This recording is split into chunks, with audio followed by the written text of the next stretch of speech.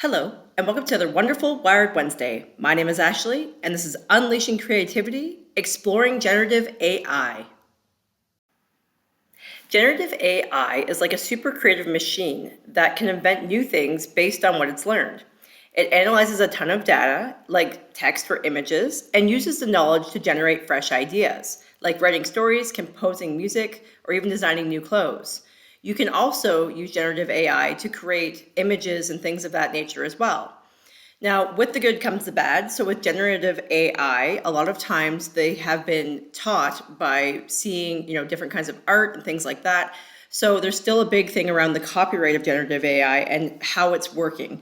Because basically people can take something and say they want it in the style of such and such artist. And if the AI has used that knowledge to create the image, it's technically copyright. However, that's still something that's going through the courts. There are a lot of artists that have taken AI to court recently over basically copyright infringement. The pictures and things that they're using to create these new images are very similar to the artist image or the poetry or like the books, things like that. It just depends on what they've used to have that AI learn. So a lot of times, they've given it a whole bunch of information, text, images, pictures, all kinds of things to be able to teach the AI to then take prompts. So what a prompt is basically when you type something into the AI to tell it what you want.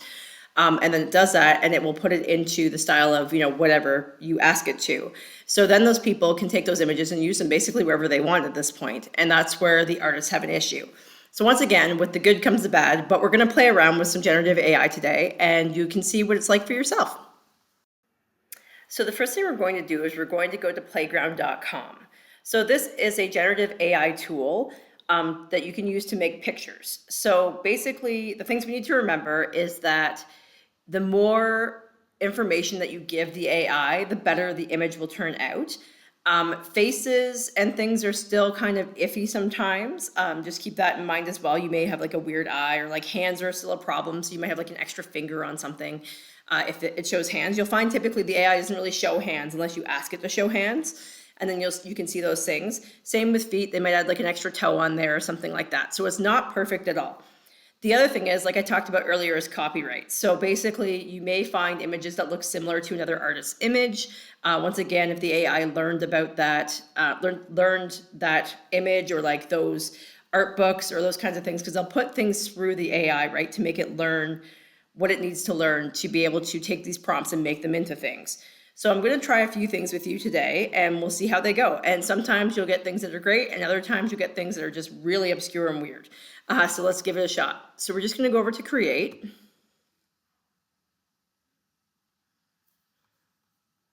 And the first thing I'm going to do is I'm going to say a tall woman with long hair in 1980 standing under the CN Tower. The CN Tower was built in the 70s, so we'll see what it gives us. All right, here we go. So she looks very like late 70s, early 80s. So she's got this beautiful pink top on. She's under the CN Tower and she looks like basically a model from Charlie's Angels.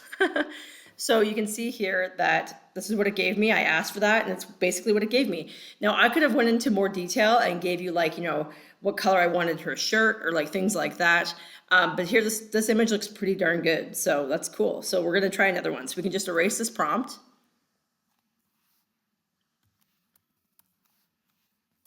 And we're going to type in another prompt. So I'm going to say a woman in 1920s Paris in the style of Monet. And here we go. So it's not quite the style of Monet, as you can see. It's it's romantic looking, definitely for sure, but it's not quite in the style of Monet. So you can see here that this is what it's given me. So once again, you can see that the woman's eye is a little bit strange just on the one side, but these are all things that they're working on, obviously. And then let's just go really outside the box.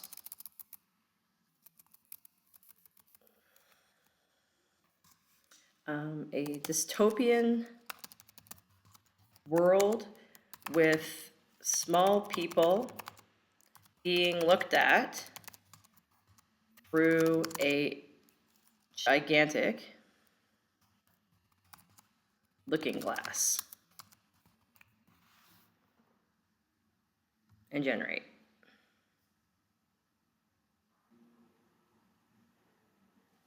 Whoa, okay, this is really cool.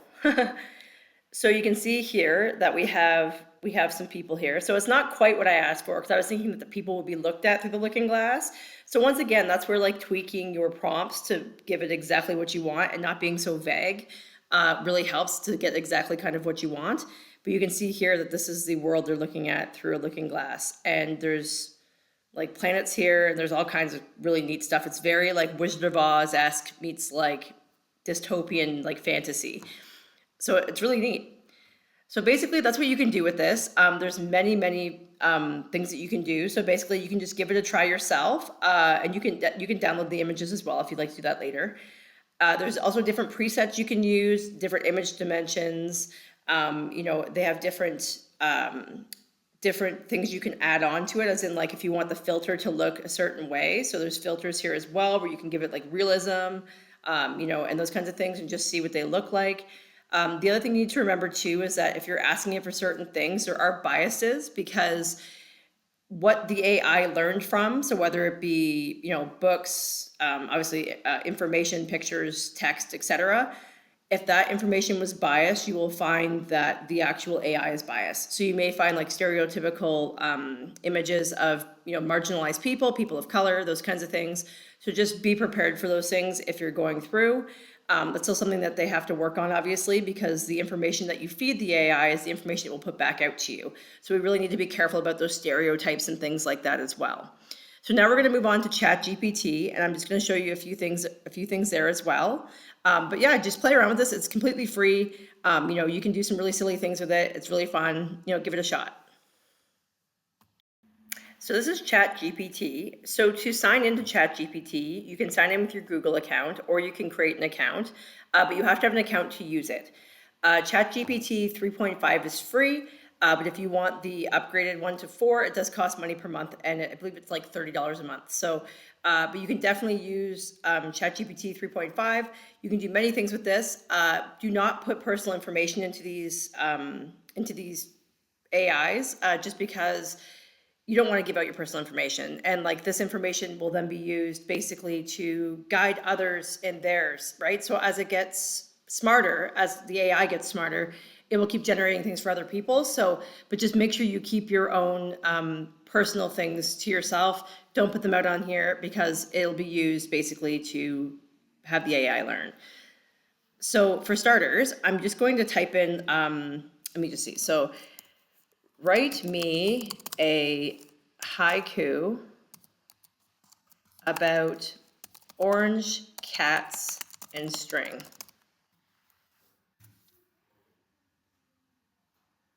So it says, golden fur and play, whiskers dance with threads of joy, strings embrace cat's toy. Pretty neat. So that's one of the things it can do. You can also ask it to find you information. Once again, you do need to double check the information that it finds just in case. There have been different things that have happened. For example, I believe it was in the States, there was a lawyer who actually found what they thought was case law through one of these AI generators, and the case law was actually made up. So keep in mind that the AI can also make things up as well, and that happens from time to time where it actually like makes up something. So in this case, it made up an entire case that never existed. And the person used it during a court case, and basically what happened was that they obviously didn't win their court case, and then the judge and other lawyer found out that it was AI generated, and so the person received some backlash for that as well. So just keep in mind that it's not perfect. It's good to do these things. You can also have it like, maybe take the harshness out of something, for an email or something. You're writing an email to somebody and it sounds kind of harsh. You can put it in here and ask it to make it sound more soft, things like that. How about this? Write me a happy birthday message for say my father, for example.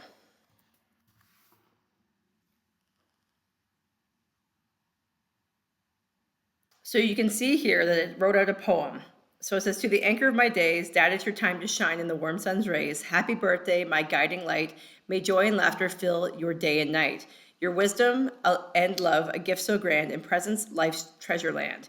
Cheers to you, Dad, on this special date. May happiness and success be your fate.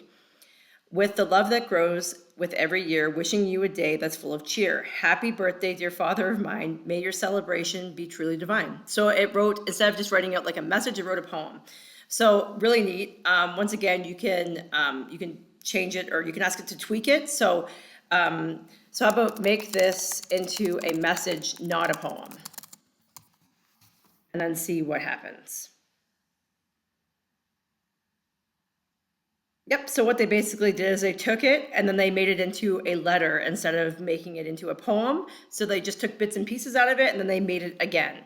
So then if you don't like this, you can hit this button down here, which just says regenerate, and it will try again. So it tried again, and then it asked you, was this response better or worse? So then you can choose better, worse, or the same. So you can keep going through this. So how about this? Write me a work email to tell a colleague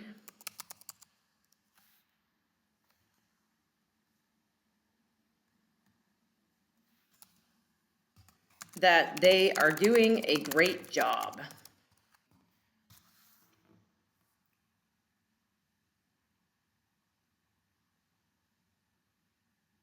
So here's what it does. So it basically spits this out for you, and you can go through it, and then you basically can add in your own information. So like, the colleague's name, obviously, what the specific accomplishment and task is. So this is just basically helping you with like your workflow essentially for work. I do use this for work to do, program descriptions and things like that. Because I find it hard to write what my programs are about sometimes. I'm not really sure. So I write in something myself. So I kind of write out my own program description. And then I ask AI, ChatGPT, Google Gemini is also one that's connected to your Google account. You can just basically ask it to make it sound better, and you can say how many sentences you want, those kinds of things. And that's what I use it for myself. So like, for example, you could even do, you can ask it questions like, what year did Canada become a country?